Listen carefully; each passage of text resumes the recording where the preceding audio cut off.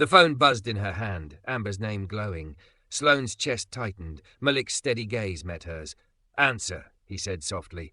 "This call decides everything." She swallowed, hit accept, and Amber's voice cut through. "Sloane, we need to talk about whether New York is still your home." Miami traffic crawled like a bad habit, red lights stretching into eternity, horns layering into a nervous hymn. Sloane Avery pressed her phone so hard the glass kissed her palm. 45 minutes until boarding, 20 minutes away from the airport, a calendar full of consequences breathing down her neck. The rideshare's AC breathed cool air over her collarbone, but sweat still gathered at the hollow of her throat. "Gate time?" the driver asked, eyes flicking to the rear view. He had a voice like late-night radio, calm, low, unbothered by chaos. 5:15, Sloane said, checking again as if the clock might apologize. "It's the biggest pitch of my career. I cannot miss this." He glanced at his dashboard. "We can still make it if you sprint." "Might isn't good enough," she muttered, then caught herself. "Sorry, I'm stressed," he said, not unkindly. "I'm Malik."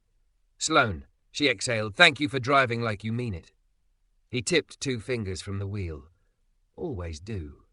She watched his hands while the city unfurled, dark skin, strong knuckles, a small scar on the thumb. His hair was close-cropped. His eyes carried that unteachable mix of focus and empathy. The closer they crawled, the more Sloane felt her carefully built life slipping. The suit she'd chosen, ink black, tailored to sculpt her hourglass figure, couldn't armor the fraying edge of panic. Bold lipstick, heels that made her taller, louder, none of it useful against time. Malik broke left onto a narrow service road, past a sign that absolutely did not invite ride-shares. "Back way through the cargo lanes," he said. "Discovered it my first week. It's not illegal. It's creative." She let out a breath that could have been a laugh. "Creative is my favorite legal grey." The terminal's white ribs rose into view. Malik slid them right up to departures like he'd willed the building closer. "Go," he said. "Run like it's for you." "It is for me," Sloane said, and realized she meant more than the pitch. She bolted. The suit jacket flashed against her creamy skin, the line of her hips and thighs powered forward, heels clacking a metronome of urgency. People parted. An agent waved. She hit the gate just as the attendant lifted the microphone. "Please," she said, breathless, smile sharp with charm and desperation.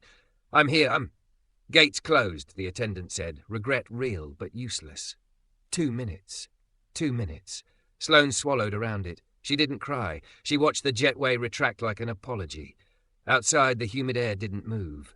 She walked until the adrenaline shook out of her hands. Baggage claim benches received her like a hospital hallway.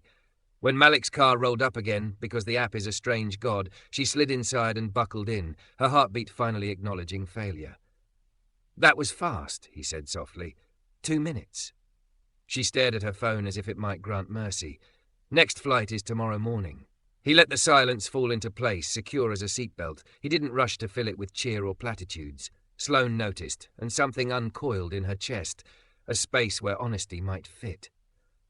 "I'm going to lose the client," she said, "or at least lose their respect. I pitched New York because New York means serious, and I missed my flight in Miami because Miami is humid. Miami is home," he said, then crooked a smile. "Also humid." Sloane huffed. "It was 6 months of prep, board presentation, the kind where you pull a company toward its best self." She swallowed. "I don't need sympathy. I need a solution." He nodded like he'd been waiting for that word. "What if you don't lose it? What if you do it from here?" "They expect face-to-face," she said. "They'll get your face," he said. "Just through a camera. Video call tonight. It's 8 up there. People do power dinners. They can do power Zoom." She blinked. Not because the idea was novel, but because he served it without hesitation, like he'd held it for her since they met. "I need good Wi-Fi and a background that looks like it cost money. My boy Jules is a paralegal at Harrington and Lowe," Malik said, already signaling into traffic. "Corner conference room. Glass, city lights, lawyers love a skyline." "Are you serious?" "I'm too broke to joke about conference rooms." She tilted her head. "You don't sound broke." "I'm rich in shortcuts," he said, "and cousins and stubbornness." The car moved, so did Sloane. She peeled off her jacket and rolled her shoulders, the fitted silk blouse beneath tracing the line of her waist. For years she'd learned to weaponize presence, curves and polish as strategy, and right now those tools were just a woman's body working to breathe. "Why are you helping me?" she asked. "Because you asked for a solution," he said. "And because you ran like the answer was ahead of you." Sloane stared at him through the mirror. Something about his steadiness calmed the vibrating wire inside her. "What do you want, Malik?" she said before she could decide not to. "Outside of 5 stars and a tip." He thought about it. "A food truck," he said. "Smoke and citrus and spice. Afro-Caribbean plates that taste like somebody loved you while they stirred." She looked at him fully. That was beautiful. "It was hunger," he said and grinned. "And a business plan." "I'm good at those," Sloane murmured, then realized she'd said it like an offer. Harrington and Lowe lived in a tower of glass with a lobby that smelled like money and lemon. Malik texted. A minute later, Jules arrived. A slim guy with rolled sleeves, eyes like too many depositions, and not enough sleep. The three of them felt instantly like a tiny, temporary team. "Conference room A has the skyline," Jules said, ushering them past framed verdicts. "Lights better after sunset. Use the head of the table, camera at eye level. Do you need ring lights?" Sloane glanced at Malik, then back to Jules. "You are my favourite stranger." "I'm Malik's favourite stranger," Jules corrected. "Which makes you my favourite stranger-in-law." They moved like it mattered. Sloane set her laptop, smoothed her skirt, rebraided her hair into an elegant low twist that framed her face. She adjusted her lipstick to a confident whine. Malik dragged a planter into the background because Green said alive. She synced decks, checked audio, killed desktop notifications so no one would text her about impulse buys mid-pitch. 15 minutes, Jules said, peeking at his phone. "You want water? Coffee? Whiskey?" "Water," she said. "And, Malik, will you stay? Just..." She gestured to the corner. "Pretend you're furniture with really good timing." He nodded once. "I'm excellent furniture." When Jules left, the room quieted until Sloane could hear the blood in her ears. Miami glowed beyond the glass, a constellation of windows, a city alive to its own heartbeat. For years, Sloane's life had been airports and assurance, elevators and eloquence. In the reflection, she looked like everything she'd worked to be. Composed, formidable, a thick, curvy woman who'd turned being looked at into being listened to. Inside, something softer trembled. "You breathe weird when you're scared," Malik said gently. She laughed. "There's a compliment somewhere in that." "There's a human in it," he said. Her laptop pinged. Board meeting, Hartwell Holdings. Names appeared, faces resolved. New York looked tired and expensive. "Miss Avery," said a grey-templed man whose tie cost too much. "You're not in New York."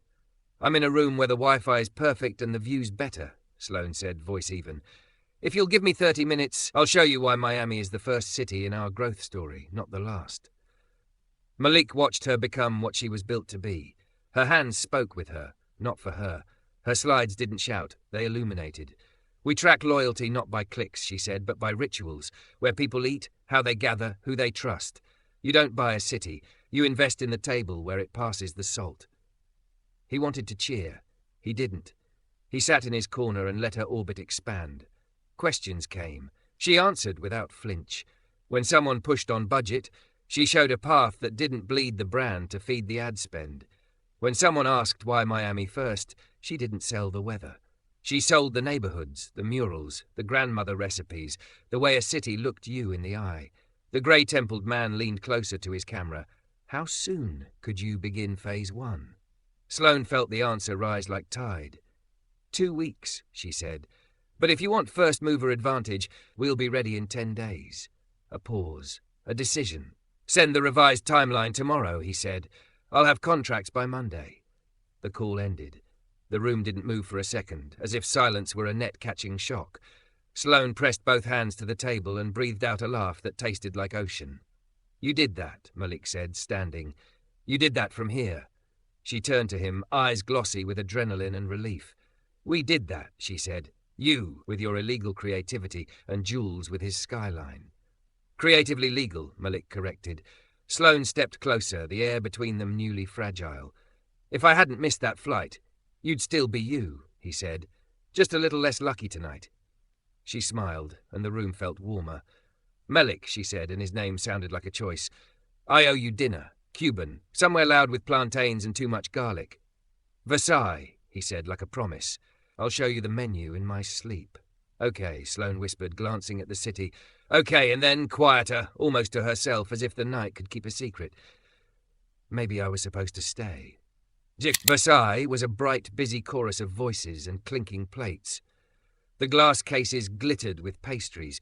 The air smelled like sugar and hot oil and coffee, strong enough to reveal secrets. Malik guided Sloane through the crowd to a small table felt stolen, sacred. Neon script from the window painted her cheekbones soft green. She looked less like a boardroom miracle and more like a woman finally letting her shoulders drop. You order, she said, slipping off her jacket and draping it over the chair. The silk blouse hugged the line of her waist, the curve of her hips settling into the seat with unapologetic presence. I trust your taste. That's dangerous, he said, grinning. My taste is bossy. Good, boss me. He did. Cuban sandwich split in halves, black beans and rice, yuca fries, maduros, and 2 cortaditos because ceremony mattered. When the plates arrived, Sloane reached without daintiness, bit into the sandwich, closed her eyes. Buttered bread gave way with a soft crunch. Salty pork and mustard cut through everything ugly that had happened today. This is indecent, she said around a careful mouthful. Miami prefers decadent, Malik said. She laughed, real and unarmoured. I like you, Malik. He felt it, the little heat that ran under his skin at the words. It's mutual. They ate like people who had run out of illusions earlier and were replenishing, bite by faithful bite. No calorie calculus. No apologies. Sloane licked a thumb when a line of mustard got brave, then noticed him notice and didn't blush or hide. He didn't look away, but he didn't make it crude. Some moments deserved reverence. What do you miss about New York? He asked, when the plates were safely half destroyed and the coffee cut the sweetness with its righteous bite. The illusion that if you move fast enough, you can outrun emptiness, she said, surprising both of them. She thumbed the edge of her napkin. The story I told myself was that motion equals meaning. Planes, meetings, wins, but the wins never stayed. A beat. And you? Miami has this reputation for only being glitter, he said, but if you live inside it, it's a web. Aunties, bodegas, barber chairs, street murals that remember where we came from. That's what my food would taste like if I had a kitchen on wheels. Memory with heat. Her eyes warmed. Tell me your menu. He leaned in, elbows on table, voice lowering like a secret.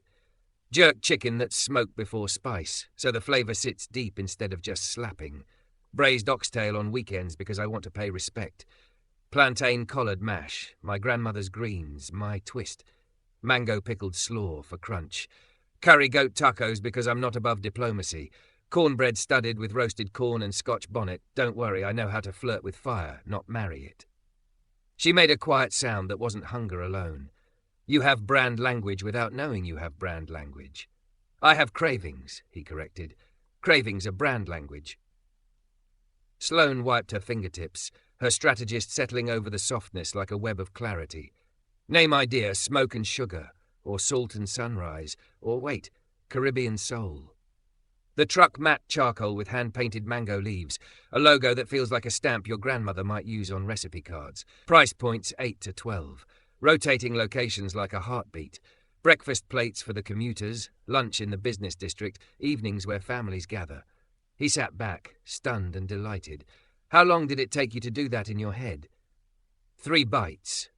She shrugged, a little shy about the way her brain could sprint. It's how I'm wired. I read the shape of a thing and my mind starts laying track. Must be loud in there, he said softly. Sometimes. She looked at him and the gaze had weight. The loud keeps me from hearing the quiet. They drifted outside with their last sips of coffee, the night pressing close but friendly.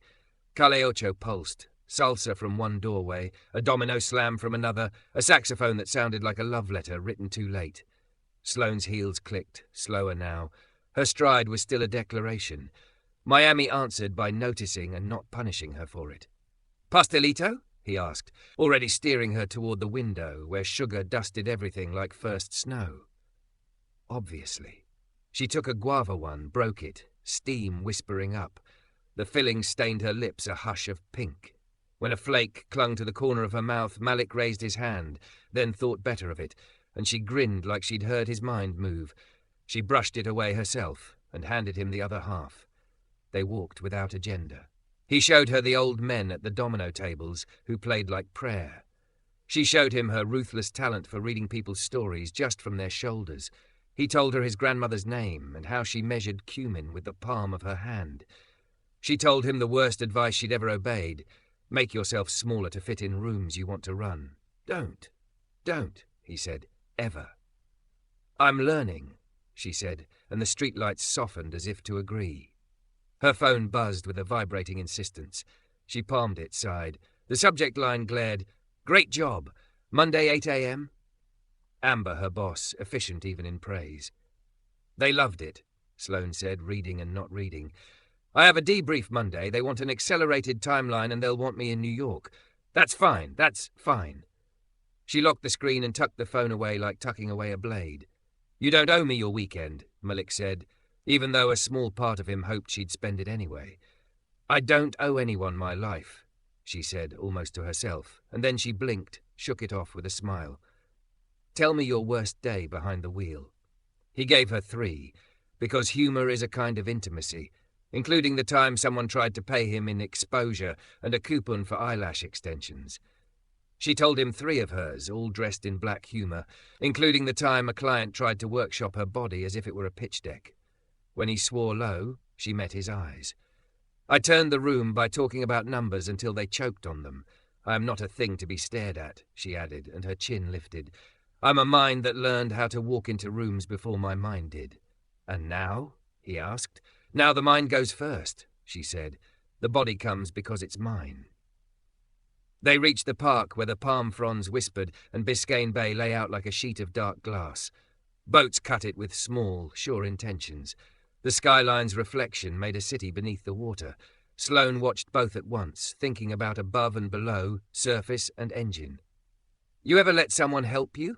She asked finally, not looking at him. Yes, he said, honest. But not with the parts that would break me if they left. She nodded, like he'd confirmed a fear. I'm good at giving help, she said. It lets me stay in control. I'm terrible at needing it. It means I might be not enough. Or it means you're human, he said. Bodies that never lean fall apart quietly. She smiled, small and wounded and brave. I don't want to fall apart quietly. They sat, not touching, but proximity learned a new language. A breeze lifted the hair at her neck. He could smell her perfume, a clean floral with something darker at the base like intention. She dropped her head back and looked at a brave, scattered handful of stars. What if I'm tired of being magnificent only to the point of exhaustion? She asked. Then be magnificent to the point of joy, he said. She turned her head, studying him like the next slide in a deck she wanted to memorize. You talk like a person who knows the difference. I'm trying to live it. He swallowed. Sometimes it looks like a truck and a griddle and a line of people who feel seen when they taste something their grandmother made, even if they never met her. That's a mission statement, she whispered. That's dinner. She laughed again, softer, the sound catching in her throat and landing in his chest. Tomorrow, she said impulsively. Show me your Miami. Not the Instagram one. The one you cook for, the one your grandmother blesses. He nodded, too fast, caught himself, tried for casual and failed. I make a mean Sunday tour. Little Haiti in the morning, spices and art, Wynwood for the walls, Coconut Grove for trees older than our questions, Bayfront again at dusk. And we eat constantly. Her phone buzzed again, another polite shout from Manhattan. Sloane silenced it without even glancing. The night slipped closer. Malik, she said, standing and smoothing her skirt, heels planted like declarations. Thank you for saving me. You saved you, he said, rising, hands in pockets so he wouldn't reach for her. Maybe, she said, but you made the saving feel like something I could choose. They walked back toward where he'd parked, neither rushing, the city still unfolding like a map that knew they were reading it. At the curb she hesitated, fingers on the passenger handle, then leaned in the open door and met his eyes across the roof. Tomorrow, she repeated, softer. I want to see the web. You will, he said, and you'll help me name each thread. She smiled with her mouth and something deeper. Deal. He drove her to the hotel. The lobby lights threw gold up the columns. A piano in the bar was doing its best impression of romance. She unbuckled, then paused as if listening to a thought arrive. "Malik?" "Yeah?" "If I had made that plain," she said, voice steady but careful, "I would have done a good job, a necessary job. I would have felt nothing afterward except relief. And now? I feel possibility," she said, "and I don't want to unfeel it." For a heartbeat, they lived inside the honesty. Then she opened a door, gathered her jacket, and stepped out. At the revolving doors, she looked back. One last precise glance, the kind that said, "Remember this coordinate." He lifted his hand. She lifted hers. The glass turned, and she was gone. When Malik pulled away, he didn't tell himself stories about what he'd just witnessed. He didn't have to. The story was already moving, and for once he wasn't just the driver. He was headed somewhere too. Sunday morning comes in bright and salt warm, and Miami shakes itself awake like a dancer rolling her shoulders. Malik waits outside Sloane's hotel in a clean white tee and faded jeans, the kind of simple that makes his shoulders look like promises. Sloane steps out in a sundress the colour of lime peel, the fabric skimming her curves like it's pleased to be there. Her hair is twisted into a loose knot. A few strands frame her face, softening the boardroom angles she wears like armour. She slides into the passenger seat and breathes. "Show me the web," she says. He grins. "Start with a thread that smells like history." Little Haiti is already humming, vendors calling, children laughing, a radio spilling compa into the heat.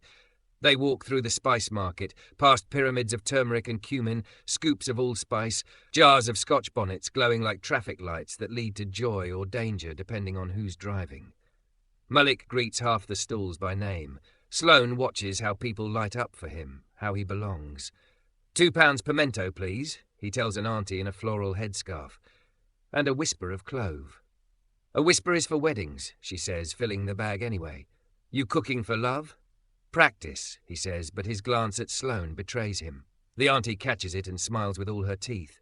"Practice love, then. It makes the real thing less clumsy."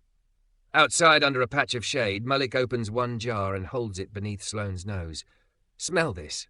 She leans in. The spice opens like a door. Wood, smoke, something sweet at the end of it like memory.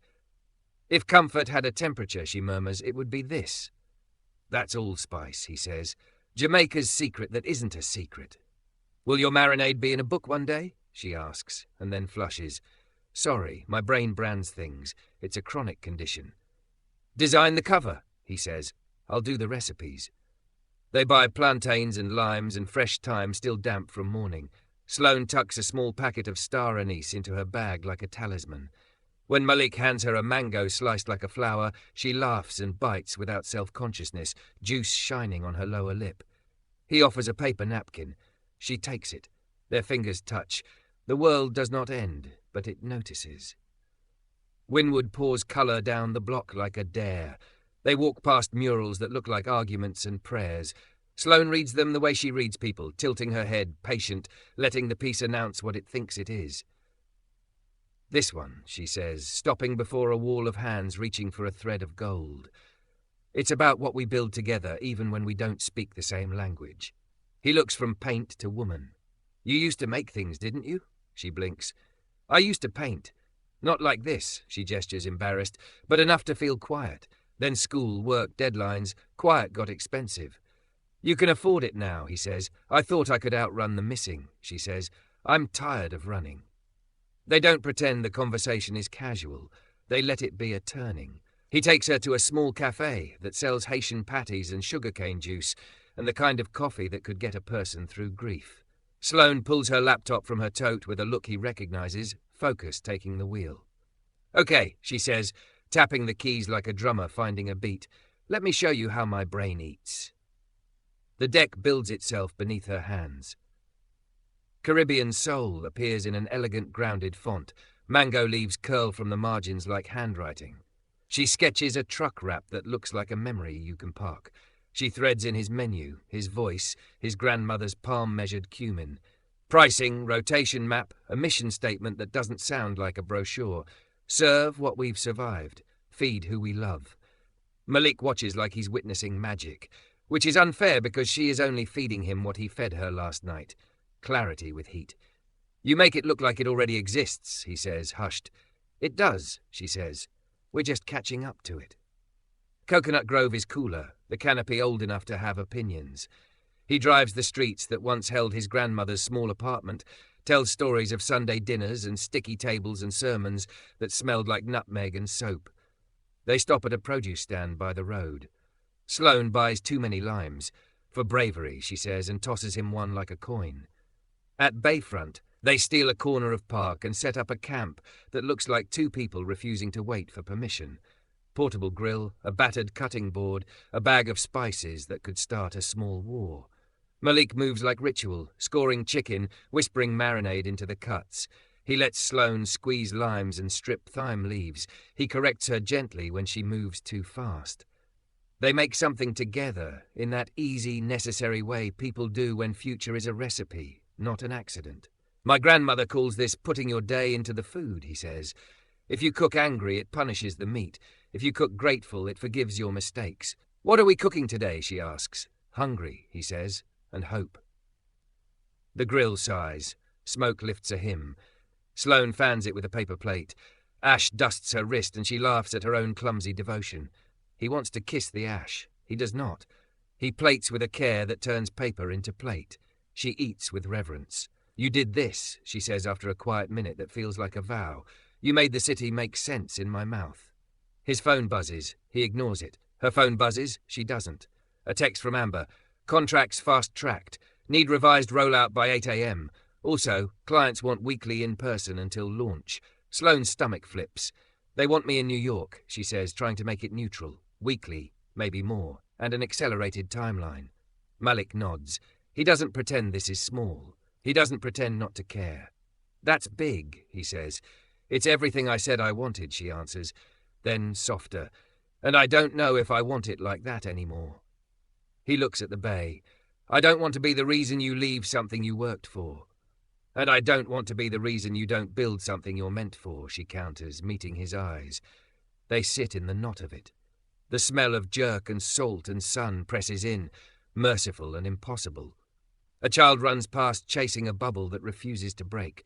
Somewhere a speaker insists on an old love song. I might have a way, she says suddenly, mind leaping, heart trying to keep up. We delivered results remotely once. We can do it again, structure the plan to prove efficiency from here. If I can show better numbers without the flight churn, they might accept a hybrid, a month trial, data over tradition. You think they'll listen? He asks. They listen to profit, she says, and I know how to make proximity profitable without geography. You'll have to fight. I'm good at fighting, she says. I'm learning how to choose why. The wind lifts a curl of hair from her cheek. He reaches to tuck it behind her ear and stops, hand hovering, the nearness buzzing like a live wire. She meets the gesture in the middle, tilting just enough that his fingers graze her skin. They both swallow, like they've climbed a ladder. His phone rings for real. Jules. Malik answers. Hey, got a friend, Jules says in a rush. Small investor who eats with his spreadsheets. He samples at markets. If you can throw together a pop-up next weekend, I can get him there. Malik looks at Sloane. She's already opening a new tab. We can, she mouths. Permits, rentals, menu. Tell him yes, Malik says into the phone, and when he hangs up, he is undeniably smiling like a person who has been handed a door where there was wall. 3,000, Sloane says, typing. We can do a proof of concept with $3,000. Rentals, ingredients, license for the day, a backup cooler. If he's real, he wants to see lines, margins, and a system. We build the system this week. We? He repeats, quiet. She doesn't flinch. Me, you, the auntie with the cloves. Jules, because he's nosy. Your grandmother's palm. She meets his gaze so he hears the part she isn't yet brave enough to name. Us. He nods like the word has found a home. Okay. Her phone buzzes again. Amber this time. Not a text. Calling. Sloane stares at his name lit on the screen like a red light. Malik watches her without trying to steer. She answers. Hey.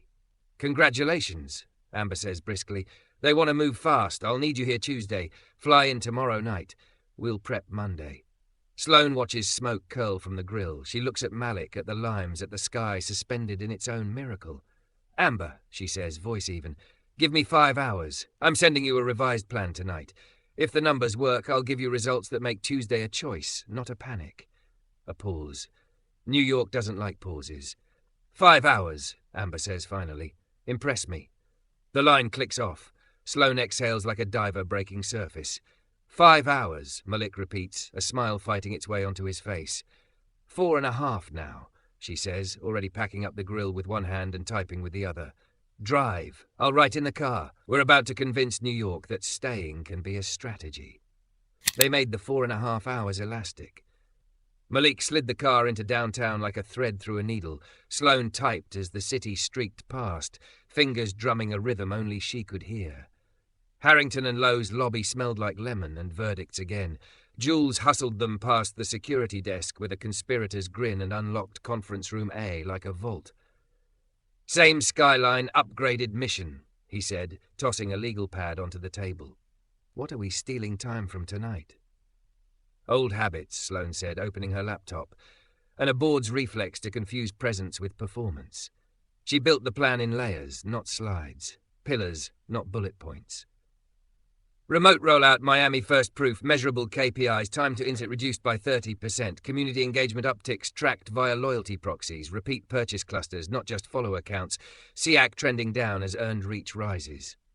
A weekly board at dusk, check-in, 30 clean minutes at 8 p.m. New York time, outcomes not updates. A pop-up field test feeding data straight into dashboards, heat maps of foot traffic, conversion at point of story, not just point of sale, testimonials recorded like assets, not fluff.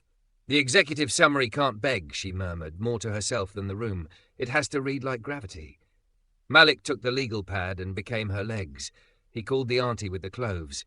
He called a cousin who knew a market manager who knew permitting hours. He DM'd a promoter who owed him a favor and texted a friend who could source a tent and a food-safe prep table. Jules scavenged ring lights and a second monitor and printed 3 short vendor letters that sounded like community, not copy. Sloane's deck wore a name now, Caribbean Soul.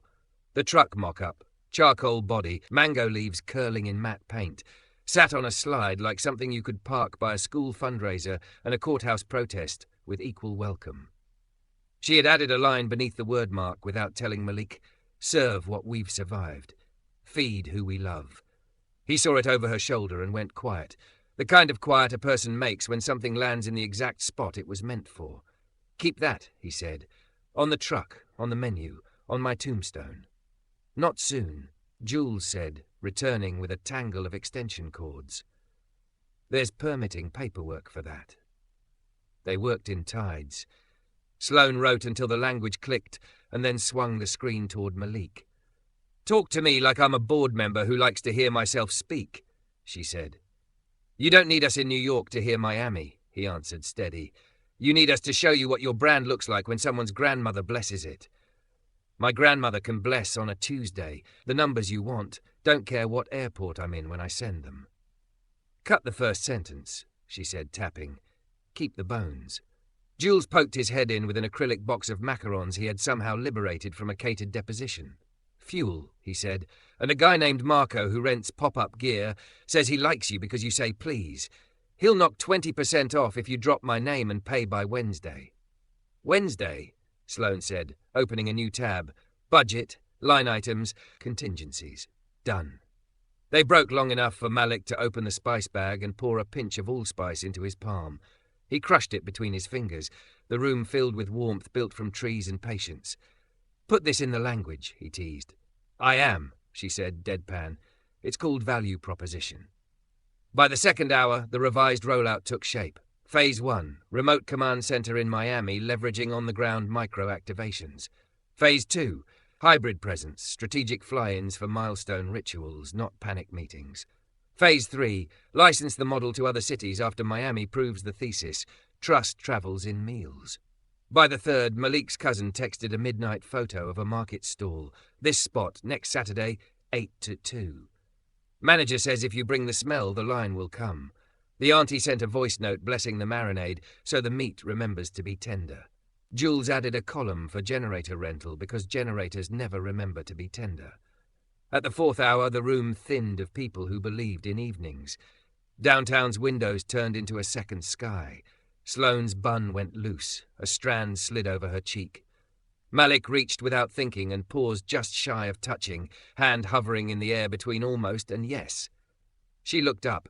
The moment stretched like hot sugar. Then she tucked the strand back herself and smiled, the sort of smile that didn't end anything, only postponed it. "Numbers," she said softly, as if to save them both. "Give me baseline costs for a one-day pop-up." He did. Meat, produce, bread, spices, disposables, fuel, rentals, permits. She turned it into a unit economics slide that sang. "Break even at 57 plates with current inputs," she said. "Stretch target 80. Margin improves at 95. Menu engineered to steer choices into the sweet spot. We build a line. The line builds belief." He watched her and understood with a kind of wonder that someone had just put scaffolding around his hunger and called it a plan. She wrote the cover email last. No apology. No romance. 3 paragraphs. What we will deliver faster. Why proximity to Miami makes us sharper. How you can measure discipline without measuring flight miles. She read it once, twice, cut a sentence that made her sound like she needed permission. Then she pressed send. 11:42 p.m. The room exhaled. So did she. They rode the elevator to the quiet lobby, because sitting still up there felt like waiting for a verdict at the doors of heaven. On a leather bench under a plant that didn't know it was indoors, Sloane leaned back and closed her eyes. The fatigue made her softer, not smaller.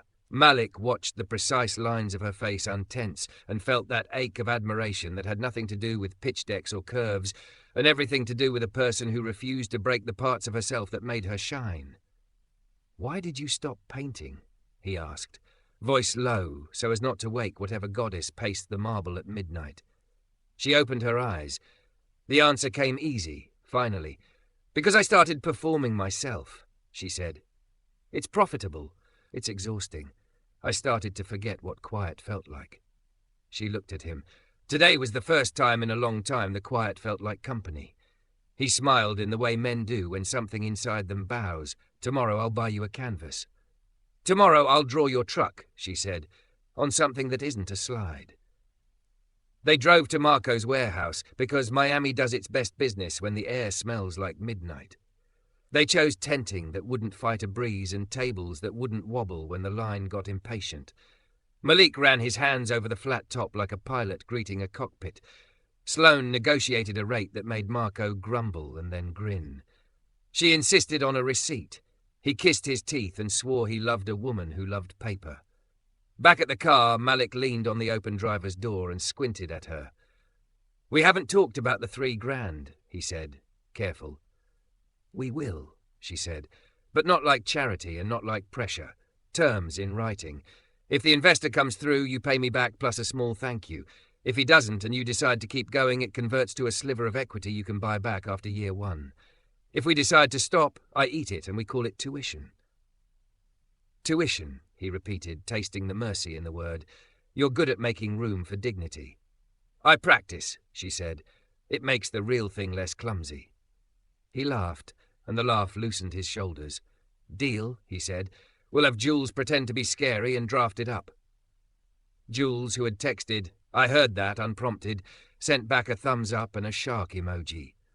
They parked outside her hotel at 12:38 a.m. The piano in the bar had switched to something slower, the hour when songs remember the people they were written for. The city softened at the edges. Sloane didn't move to unbuckle immediately. Neither did he. "I don't know what Amber will say," she admitted. "If she says no, I fly. If she says yes, I fight to prove this model in 30 days. Either way." "Either way, we set up the tent next Saturday," he said. "Either way, we feed whoever shows up."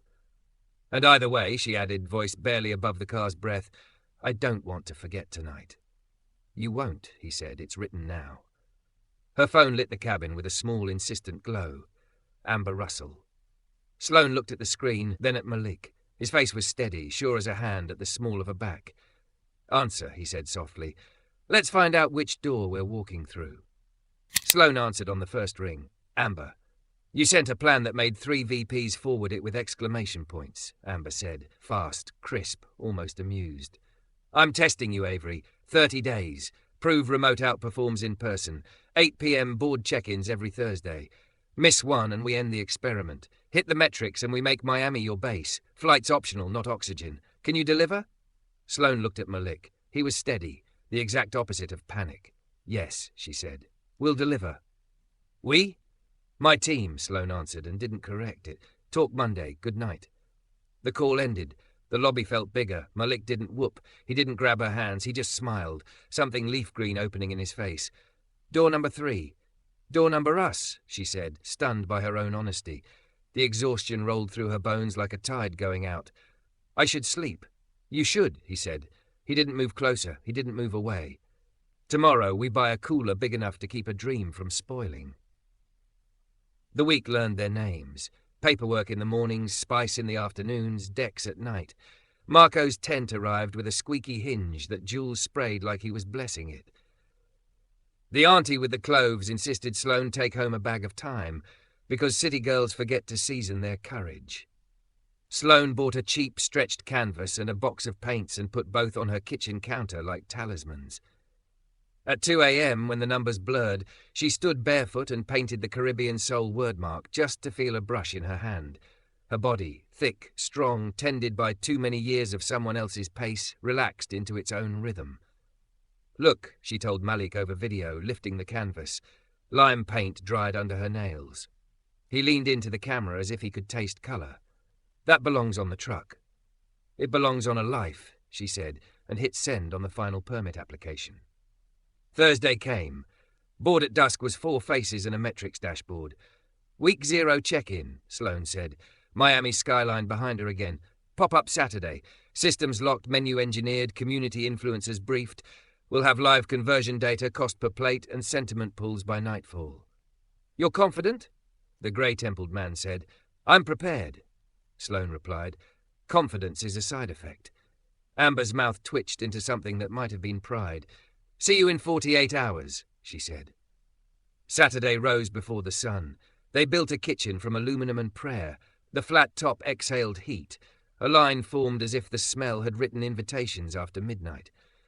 Sloane wore cut-offs and a soft white tee knotted at her waist, hair wrapped in a scarf that made her eyes brighter. She moved like purpose. Square reader on a lanyard, clipboard of required forms tucked at her hip, smile that could steer traffic without raising her voice. First order? Malik called, flipping the switch that made the day start. 2 jerk bowls, 1 mild, 1 brave, Sloane answered, already handing out samples of mango slaw to a family with curious kids. The meat hit metal. Sizzle, smoke, the kind of sound that tells a neighbourhood something good is about to happen. Allspice and thyme rose into the half-wild air. People leaned forward as if a story were beginning. The auntie arrived in a floral dress, pressed a blessing into the vat with 2 fingers, and wagged a warning when Malik reached for the Scotch bonnets. Respect the fire, son. Yes, ma'am, he said, grinning. Sloane's clipboard became a live organism. Tally marks, timestamps, a column for comments that weren't just good, but taste like my uncle's backyard, and finally something that doesn't forget the greens. She recorded quotes, asked permission, shot 30-second testimonials on her phone. She nudged people toward the combo that hit their margin sweet spot without making it feel like economics. She laughed when someone said they'd waited 20 minutes and promised next time the line would be a party with a playlist. By noon, they'd sold out of the first pan. Marco himself slid by to smuggle them extra plates from his trunk. Jules ran the hand-wash station like a bouncer. A local muralist offered to paint their sign in exchange for food. A city councilwoman took a bowl to go and said, "Email me. We need you at the community festival." A man in a quiet grey shirt stood near the end of the line, not impatient, just measuring. Jules bumped Malik with an elbow. "Investor," he mouthed. "Adrian Vega." Adrian reached the window and didn't introduce himself until after he'd ordered like a regular person. He took 1 bite and shut his eyes, then wrote something on his phone. "Unit cost?" he asked mildly, and Sloane delivered it without looking at the sheet. "Projected margin at scale?" She answered with ranges and a note about supply volatility. "What happens if your line reaches the street?" "We make it part of the show," Malik said. "Samples, a little drumline from my cousin's band, and a QR code that buys you a head next time if you sign up." Adrian's mouth tilted. "I want to see 30 days. "So do we," Sloane said. "We can do it with 3,000 to roll week by week. But if you commit to a seed now, we buy the grill we actually need and survive rain." He considered. "Letter of intent," he said at last. 25,000 upon satisfactory 30-day metrics. 5 now to keep you from drowning if Saturday rains come early. I don't invest in vibes, I invest in engines. You look like an engine. Sloane extended her hand. Then let's write. They signed in the shade of the tent while the line cheered someone's grandmother finishing her bowl. Jules witnessed like an overzealous notary. Malik shook Adrian's hand, then hugged Sloane without thinking, and remembered thinking halfway through. She hugged him harder. Board at dusk in 8 hours, she whispered against his shoulder. We're going to show them a dashboard that smells like dinner. The board saw a story that didn't need adjectives. 312 plates, 95% sell-through. CAC lower than forecast because community did the marketing. Recorded testimonials threaded with demographic tags. Break-even blown past at 11:23 a.m. Adrian's LOI on the second monitor like a second sun. Sloane didn't perform. She reported like a person who had spent a day with her hands in the thing she was explaining. Pilot approved, Amber said, not waiting for the others. 30 days. We'll talk long-term after week 2. Keep this pace, and I'll move heaven and procurement to make Miami permanent. The grey-templed man nodded once, the rarest of blessings. Keep feeding us outcomes. Enjoy your evening. The grid blinked away. Conference room A returned to being glass and night, and the reflection of 2 people who had just bent probability. They didn't go to Versailles. They didn't go anywhere fancy. They drove to Bayfront with leftover plantains, sat on the grass where the city becomes sky, and let the silence assemble proof that a day had happened and held. Sloane took off her scarf. Lime paint still stained her cuticles. I forgot who I was, she said quietly. Not all at once. Inch by inch. Tonight I remembered. Not because I won, because I was whole doing it. Malik turned so he could see her face when he said the thing he'd been carrying. You were whole when you missed the flight, he said. You were whole when you ran. You were whole when you walked into that first room and bent a board with your voice. I just happened to be the car you were sitting in while you remembered. Her laugh was tear-wet and grateful. You're more than a car, Malik. I'm a flat top and a stubborn streak, and a kindness I didn't know how to ask for. She looked at the water. The moon broke itself into small coins on the bay. When she spoke again, her voice came from a place past performance. Maybe I wasn't supposed to catch that plane, she whispered. Maybe I was supposed to stay with you. The sentence did a small seismic thing between them. He didn't rush to pick it up. He let it sit like something alive and brave. Then he reached for her hand, and she met him halfway, palm to palm, the simplest covenant. You can stay and still fly, he said. I don't want to clip you. I want to be runway and home. I don't want to be clipped, she said. I want to be chosen, and I'm choosing. 30 days here, 30 more if I earn them, then permanent if I build it. I'll paint your truck in the evenings, and in the mornings I'll move markets, and on Sundays we'll rest so the meat forgives us.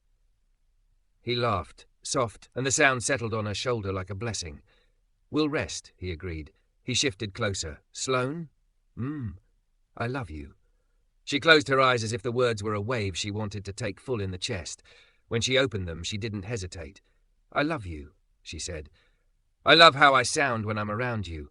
I love who I am when I'm not out running quiet. He kissed her, finally, gently, with the day still on them, lime and smoke and sugar and the particular taste of relief. The city kept humming. Somewhere, someone set off a firework like an exclamation point. They pulled back with the coordination of people who understood timing. Tomorrow, he said, forehead resting against hers, we buy the grill that doesn't punish us for dreaming big. And a second canvas, she added, smiling. The truck deserves a sibling. He laced their fingers. We do too. The bay breathed. The breeze learned their names. And the night, kind, complicated, honest, agreed to hold.